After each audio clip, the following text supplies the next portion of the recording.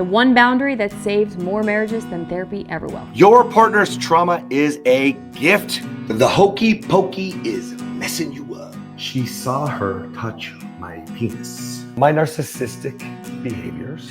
My managing severe narcissism. Why are you afraid of rejection? The one boundary that saves more marriages than therapy ever will. Welcome to the Morrow Marriage podcast, guys, and we are excited to bring you this fantastic episode because boundaries are often thrown around, misused, more like ultimatums, and there's something that we really firmly believe that you will get from this episode today. But before we get going, check out this sign behind us, our logo on this built-out custom sign from Zach Whittakin, a rustic lumber store on Instagram. Check out this man's work, you guys.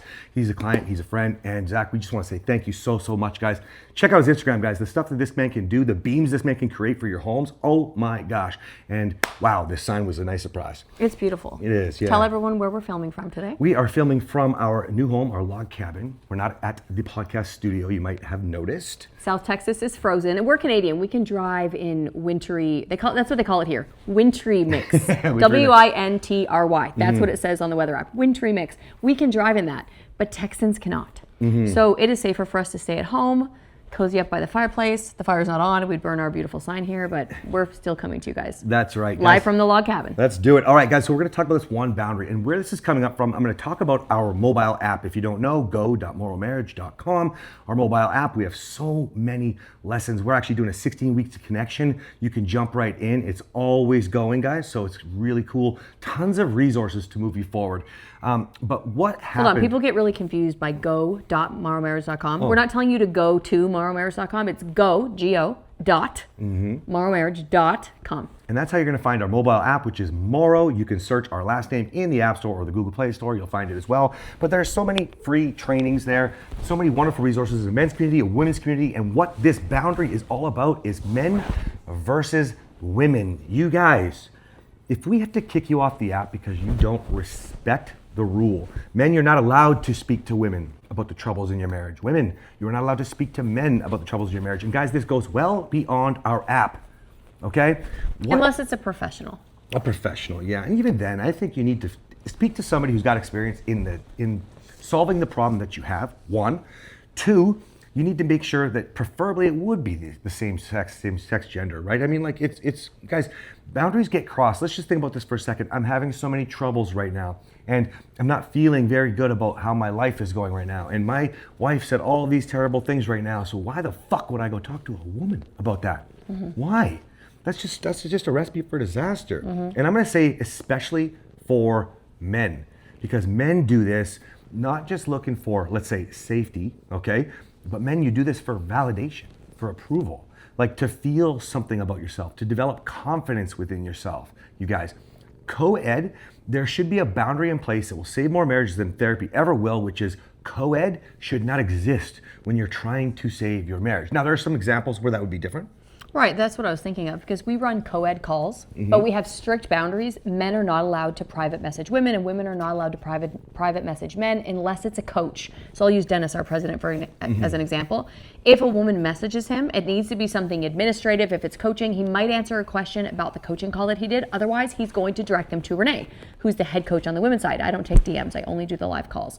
So in that situation, there's boundaries in place to make sure that everybody's safe. He's not having back and forth conversations for hours long with women and vice versa. And in co-ed calls, we do some role plays. And so men role play with men role play with men, women role play with women. And one of the rules that we have, you can't role play your own situation because that means that you're sharing your dirty laundry with the opposite sex. So there are times when you can have men and women conversing and in the same room, in the same course, but it should never be private and it should never be inappropriate. Now let me give you some real world examples because a lot of you aren't on our app yet, okay? And so let's just talk about, you had a friend for a long time, maybe a colleague, and you think it's innocent, okay?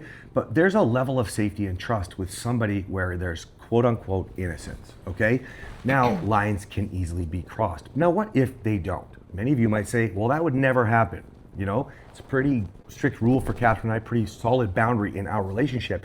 But what happens is if you feel comfortable and you know you're just having a really bad day with your partner, then it's something that can come off your lips, something that you express will actually betray your partner. okay? You'll start to put holes in the trust that you already are lacking. If you're listening to this podcast, you more than likely are. So why would you do that? You know, we had a guy, I don't remember if we mentioned him on the podcast recently, but inappropriately talking to, I think, a woman, and then it said, well, I'm going to drive 3 hours away. Why don't you drive with me? Okay, but let's pretend that was totally innocent. And I'm just saying pretend because I don't fucking know. Okay, but let's go with the fact that that was totally innocent. Well, his wife saw that, and now he's driving out of town for 3 hours with another woman. Does that look good? No. Why is it a boundary that will save more marriages than therapy? Let's really dial in here.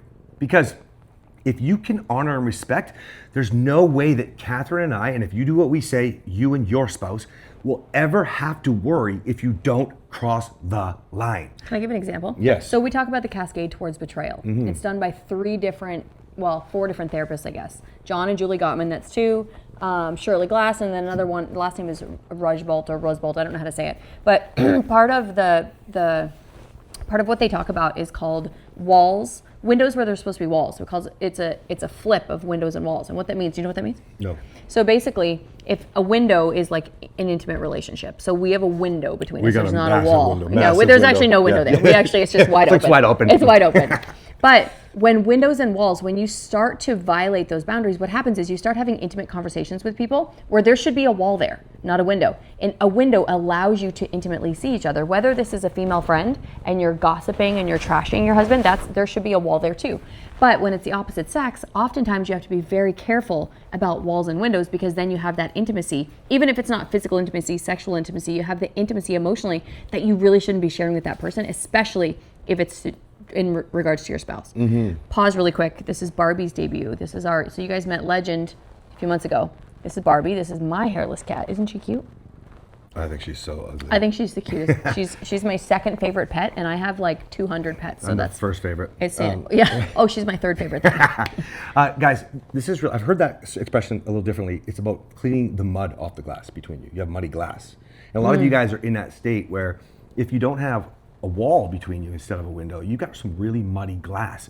Having boundaries in place, like who you keep around you. Not too long ago, we talked about the family. Okay, getting rid of family if you need to. Friends, whatever. It's just really, really important. If you've got muddy glass or a wall between you, don't leave your partner with any room to suspect, to think. You know, a lot of what's going very viral right now is like she or he checks my phone every night, okay? That's because of things like this. If you give your partner no reason to distrust, insecurity can bridge you guys. You guys can actually get through creating a safe, peaceful environment that's never been allowed in your home because insecurity is always the monster that rips it apart. You just don't need to. Kathryn is a very, very secure woman. Very, okay? But, you know, I was talking to somebody this week, I can't remember what their example was, but it reminded me of the gym back when I was very inappropriately speaking to women all the time, right? And I was just being who I was, right? And I had to learn very, very quickly that if I speak like that, I'm not speaking like just special to my wife, I'm speaking... Sexual innuendos everywhere, for those of you who are wondering what the inappropriateness was. Yes. Now... Then it wasn't special for me, then I was like, wow, what is even going on here? But he made the change. Yeah, oh yeah, of course, right? Now, yes. Now, here's the thing. Because I'll cut you. Him too. Him first, then we'll come for you, okay? I was just thinking about all the crazy rendezvous we've been having lately, and there's no way she's cutting shit. I'm not cutting anybody. Because there's too much there's not even a window between us. Nothing between us. Oh, you guys got to get on our level of intimacy, by the way. Okay, all right. Now, some of you are saying, well, I'm not speaking inappropriately like that, Cass. I never would do that. That's just like, duh. The problem is you still leave yourself wide open, okay? And I don't want you to ever be wide open unless it's together. There's something in the Bible that says that if you don't read the Bible, it's totally okay. If you don't believe in God, this is still a good lesson. It says something like, the perception of evil is still evil. And that's not exactly what it says, but basically the meaning of that is, and the way that it was described to me was there's a woman who was going to see her pastor. Her pastor was male. She's obviously a woman, she's female. She would not meet with him if the office door was closed. Because the idea of what could be happening in there, even to plant the idea in someone's mind that something negative could be happening, that means that it makes it negative. Now people are thinking something that there doesn't even need to be a thought. So you erase the potential for a negative thought if you're extra careful with the boundaries that you put around when it comes to anything that's co-ed, especially when it's private. Especially. And guys, again, I'm just going to say this, we can close this episode out. Again, you're coming to this podcast more than likely because there is some damage that needs to be repaired. Okay, you need breakthrough right now. So if you can follow something simple like, I don't care what this person or that person will think of me, I care only what my partner might have go through their mind. If you can honor that, you can actually start to focus on a whole lot more connection. And almost, that's like the number one question that I get asked from at least the men on my side, at least half a dozen times a week. How can I get more connected? How can we break the disconnection? Some version of that question. So if you want it, then you have to make there be no barrier between you, okay? Cool. Yes, and for all the women that are wondering, how do I get my husband to let me get a hairless cat? Just watch all the episodes and just act the same way I do. you want it, you guys. You want it. She did the wink. Oh my God. Guys, we'll see you next time. Love you guys. Bye. Bye.